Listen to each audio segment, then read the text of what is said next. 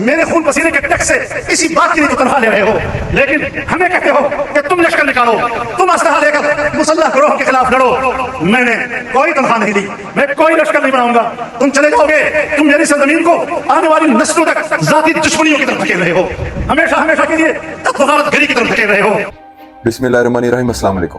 سیاست میں گرگٹ کی طرح رنگ بدلتے تو سب نے دیکھا ہوگا، لیکن سیاست کے 12ویں کھلاڑی اور ڈیزل لائسنس کے بانی مولانا فضل الرحمان نے اپنے ریسنٹ ڈیز میں ابھی جو یو ٹرن لیا ہے وہ منافقت کی تاریخ کا ایک نیا ریکارڈ قائم کرے گا۔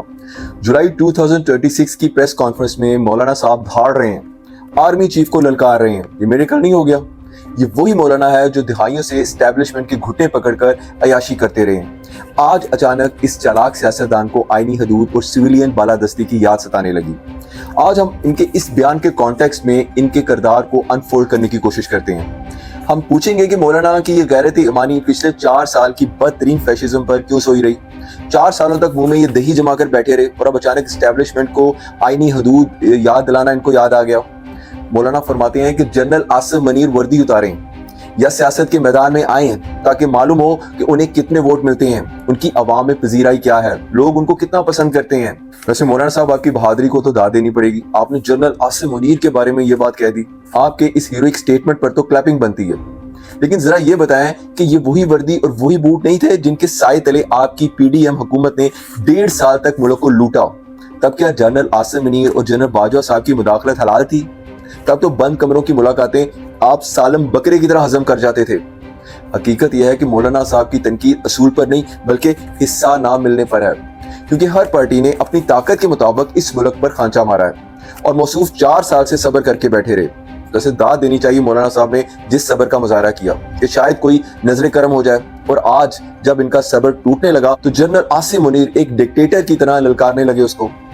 جب فارم 47 کے تحت حکومت بن رہی تھی تو مولانا لائن میں سب سے آگے کھڑے تھے کہ مجھے صدر بنا دو یا میرے بیٹے کو کوئی بڑی تگڑی وزارت دے دو، لیکن اسٹیبلشمنٹ نے آپ کو کوئی گھاس نہیں ڈالی تو آج آپ سویلین بالادستی کے چیمپئن بن کر سامنے آ گئے اور لوگوں کو بے وقوف سمجھتے ہیں۔ آج مولانا صاحب جو فرما رہے ہیں جنرل آصف منیر صاحب کے لیے، یہ کوئی تنقید نہیں ہے، یہ اگلی ڈیل کے لیے اپنا ریٹ بڑھانے کا طریقہ ہے جس میں مولانا صاحب کو کوئی ثانی نہیں ہے۔ ان کی ایکسپرٹیز بہت ہائی ہے اس چیز پہ۔ مولانا صاحب اب مگرمچھ کے آنسو بہاتے ہوئے فرما رہے ہیں کہ بلوچستان ہاتھ سے نکل گیا ہے اور خیبر پختونخوا میں ریاستی ریٹ ختم ہو چکی ہے، پولیس اور فوج تھانوں میں محصور ہو کے رہ گئے ہیں۔ پچھلے 20 سال سے خیبر پختونخوا اور بلوچستان کی حکومتوں میں حصے دار کون تھا؟ آپ کی جو جماعت ہے JUIF، اس نے وہاں کے پسماندہ عوام کو، وہاں کی بیکورڈ لائف سٹائل کو کیا دیا سوائے انتہا پسندی، خوف اور مدرسوں کا ڈر؟ تو ہم اس بیس پر کہہ سکتے ہیں کہ آج بلوچستان اور KPK میں جو حالات ہیں ان میں آپ کا بھی حصہ ہے، اور ان کا ایک سب سے غدارانہ اور دوغلا بیان سنیں۔ آج کل خیبر پختونخوا اور بلوچستان میں حالات خراب ہیں، تھانوں پر حملے ہو رہے ہیں، اور مولانا صاحب پریس کانفرنس میں فرما کیا رہے ہیں؟ عوام دہشت گردوں کا مقابلہ خود کیوں کرے؟ فوج کو دفاع کرنے کے لیے تنخواہ ملتی ہے، فوج آ کر لڑے، اپنی جانیں دے۔ یعنی کہ یہاں آپ مولانا کا سٹیٹ آف مائنڈ تھوڑا سا جج کریں کہ جب ملک میں بد امنی پھیلے اور مولانا کی اپنی جان، ان کی سیاست، ان کے مدرسوں کا سروائیول خطرے میں پڑ جائے تو انہیں فوراً فوج یاد آ جاتی ہے کہ بھائی آؤ، تم تنخواہ لیتے ہو، تم سرحدوں پر جا کر مرو، ہمیں بچاؤ۔ لیکن دوسری طرف جب الیکشن کے بعد حکومت بنانے، کرسی حاصل کرنے یا اپنے بیٹے کو وزیر بنانے کی باری آتی ہے تو یہی مولانا سویلین بالادستی کے سارے نعرے بھول جاتے ہیں۔ پھر یہ انہی جرنیلوں اور اسٹیبلشمنٹ کے بند کمروں میں جا کر بیٹھتے ہیں، ان کی خوشامد کرتے ہیں، چاپلوسی کرتے ہیں، ان کے ہر جائز ناجائز مطالبات مانتے ہیں، اور اقتدار میں اپنا اچھا خاصا حصہ مانگنے کے لیے انہی کے پاؤں پڑ جاتے ہیں جن کو آج یہ ٹی وی پر کھڑے ہو کر تنقید کا نشانہ بنا رہے ہیں۔ ویسے مولانا صاحب کیا ہی بات ہے آپ کی نیکسٹ لیول کننگنس کی۔ بجٹ پر بات کرتے ہوئے مولانا صاحب فرماتے ہیں کہ IMF کا بنایا ہوا بجٹ ہے اور ہر پاکستانی 2,25,000 کا مقروض ہے۔ چلیں بھائی، اس میں تھوڑا سا ہم فیکٹ چیک کر لیتے ہیں اور پوچھتے ہیں مولانا صاحب سے کہ مولانا صاحب اس قرضے کے انبار میں اس PDM حکومت کا کتنا حصہ ہے جس میں آپ کا اپنا سگا بیٹا اسد محمود وفاقی وزیر جو رہا ہے فیڈرل منسٹری مواصلات کی، اس کے مزے لوٹتا رہا ہے؟ تب آپ کو غریب کا بچہ اور IMF نظر نہیں آ رہا تھا؟ اور ابھی ریسنٹ ڈیز میں آپ نے پارلیمنٹ میں بیٹھ کر 26ویں آئینی ترمیم میں حکومت کا پورا ساتھ دیا، عدلیہ کے پر اترنے میں آپ برابر کے شریک ہیں۔ یہ جو ٹوتھ لیس جوڈیشری ہسٹری میں لکھی جائے گی، اس میں آپ کا برابر کا کنٹریبیوشن ہے۔ اور اب اندرون خانے 27ویں ترمیم پر مذاکرات کی جھپیاں ڈال رہے ہوں گے آپ تاکہ اپنا سیاسی وزن برقرار رکھ سکیں آپ۔ ابھی آپ کے منہ سے اسٹیبلشمنٹ کا رونا جچتا نہیں ہے، کیونکہ آپ کی پوری زندگی کے اثاثے اور ڈیزل کے پرمٹس اسی اسٹیبلشمنٹ کی مرہون منت رہے ہیں۔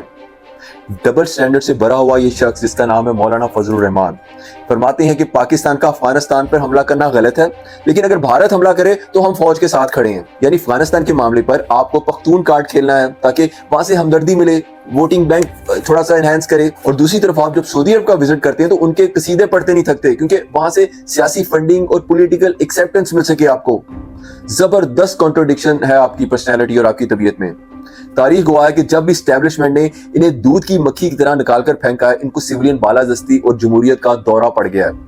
जैसे ही बूटों की पॉलिश का मौका मिलेगा इन्हें इस सिविलियन बालादस्ती का नारा लपेट कर फेंक देंगे और जीएचक्यू के गेट नंबर 4 पर सबसे पहले हाजिरी लगवाने के लिए बैठे हुए मुंतजर नजर आएंगे। इस गुफ्तगू का क्रक्स ये है कि मौलाना ना तो एस्टैब्लिशमेंट के खिलाफ है और ना ही इस मुल्क के गरीब अवाम के हमदर्द। ये सिर्फ और सिर्फ अपनी दम तोड़ती हुई सियासत को बचाने का आखिरी कार्ड खेलने की कोशिश कर रहे हैं। मैं चाहता हूं कि पब्लिक को मालूम हो सके कि मजहब की दुकान सजाकर, कुफर के फतवे बांटकर, मासूम ज़हनों को इस्तेमाल करके इक़्तिदार के अवानों तक पहुंचने वाला ये मौलाना साहब कितना बड़ा पॉलिटिकल ट्रेडर है। ये कौम अब बेदार हो चुकी है, आपके इस नए ढोंग में अब कोई नहीं आएगा। इंशाल्लाह आपसे फिर बात होगी, तब तक के लिए फी मान अल्लाह।